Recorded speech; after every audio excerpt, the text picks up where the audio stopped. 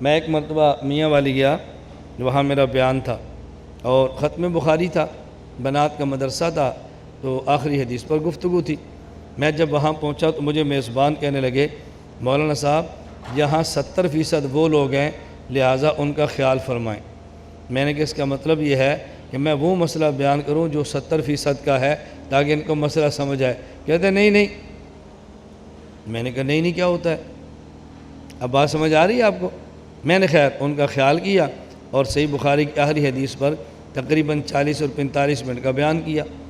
بیان کے بعد میں نے محسوس کیا کہ ان کے چہرے خوش ہیں، بھئی آج مولانا صاحب نے ہمارے بارے میں کچھ نہیں کہا۔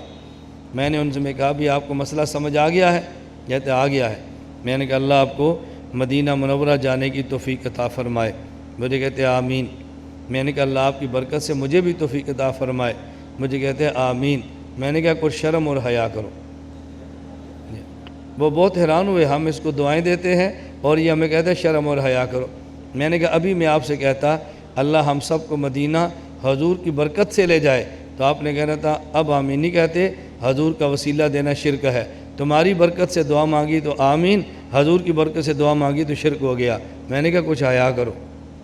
اگر وسیلہ اور تبرک کو جائز ہے تو اللہ کے نبی صلی اللہ علیہ وسلم کا بھی جائز ہے، اور اگر حضور کا جائز نہیں ہے تو تمہارا جائز کیسے ہے؟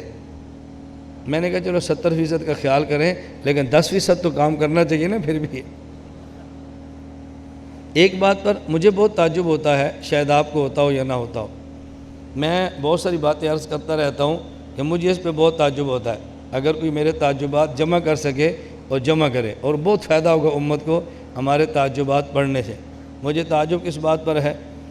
آپ اپنی مسجد میں کسی عالم کو بلاتے ہیں رمضان مبارک سے قبل، اور آپ کہتے ہیں حضرت ہمارے محلے کے بہت سارے لوگ ایسے ہیں جو روزہ نہیں رکھتے، آپ روزے پر بیان فرمائیں تاکہ روزہ رکھیں۔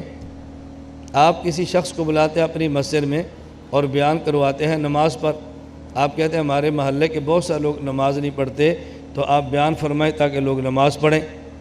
آپ کسی شخص کو بیان کے لیے بلاتے ہیں اور آپ کہتے ہیں جی ہمارے یہاں جو لوگ نکاح کرتے ہیں اس میں رسوم و رواج بہت ہے، سنت کا خیال نہیں کرتے، تو آپ مسنون نکاح پر بیان کریں تاکہ لوگ سنت کے مطابق نکاح کریں۔ اچھا آپ اپنے محلے میں ایک عالم بناتے ہیں یا مولانا صاحب یا کچھ لوگ ایسے ہیں جو حضرت امیر معاویہ رضی اللہ عنہ یا فلاں صحابی پر کچھ اعتراض کرتے ہیں، آپ عظمت صحابہ پر بیان کریں تاکہ صحابہ کے بارے میں اشکالات ختم ہو جائیں۔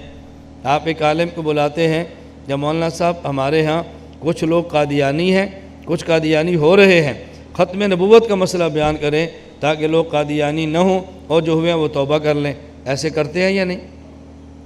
بتاؤ، ایسے ہوتا ہے نا؟ اور جب میں آتا ہوں تو مجھے کہتے ہیں مولانا صاحب یا مسئلہ حیات النبی بیان نہ کریں، کچھ مماتی بھی ہیں، یا مسئلہ تقلید بیان نہ کریں، کچھ غیر مقلد بھی ہیں، یا فلاں مسئلہ بیان نہ کریں، کچھ اہل بدعت بھی ہے۔ میں نے کہا مجھے بہت تعجب ہوتا ہے کہ آپ کے علاقے میں جو مسئلہ ہو باقی علماء کہتے ہیں کہ یہ بیان کریں تاکہ لوگ ٹھیک ہو جائیں، اور مجھے کہتے ہیں یہ بیان نہ کریں تاکہ ٹھیک ہو جائیں۔ باقی سب کو بیان کی اجازت دیتے ہیں کہ وہ مسئلہ بیان کریں جو ضرورت ہے، اور جب مجھے بلاتے ہیں کہتے ہیں آپ یہ نہ بیان کرنا یا دعا وہ بھی ہیں۔ میں نے کہا مجھے اس پہ بہت تعجب ہوتا ہے، ایک ہمارا کیا قصور ہے کہ مولانا صاحب یہ نہ بیان کریں، یہ نہ بیان کریں، یہ نہ بیان کریں۔ مسئلہ حیات کیوں نہ بیان کریں؟ دو مماتی بھی ہیں۔ تقلید کیوں نہ بیان کریں؟ دو غیر مقلد بھی ہیں۔ یہ مسئلہ کیوں نہ بیان کریں؟ چاند اہل بدعت بھی ہے۔ اور کسی اور کو بلائیں گے مولانا صاحب نماز پر بیان کریں، یا کچھ بے نماز ہیں، روزے پر بیان کریں، کچھ لوگ روزہ نہیں رکھتے، یہاں پر سود کا بیان کریں، کچھ لوگ سود کھاتے ہیں، نکاح مسنون بیان کریں، کچھ لوگ رواج کے مطابق کرتے ہیں، نکاح کا سنت کا خیال نہیں کرتے، اور مجھے کہتے ہیں آپ یہ نہ بیان کریں، کچھ وہ بھی ہیں۔ مجھے تو بہت تعجب ہوتا ہے، پتہ نہیں آپ کو تعجب ہوتا ہے یا نہیں ہوتا، میری سمجھ سے باہر۔ آپ کو میرا تعجب سمجھ آ گیا؟ لا الہ الا اللہ، لا الہ الا اللہ، لا الہ الا اللہ، ما لنا رب سوا۔ لا الہ الا اللہ، لا الہ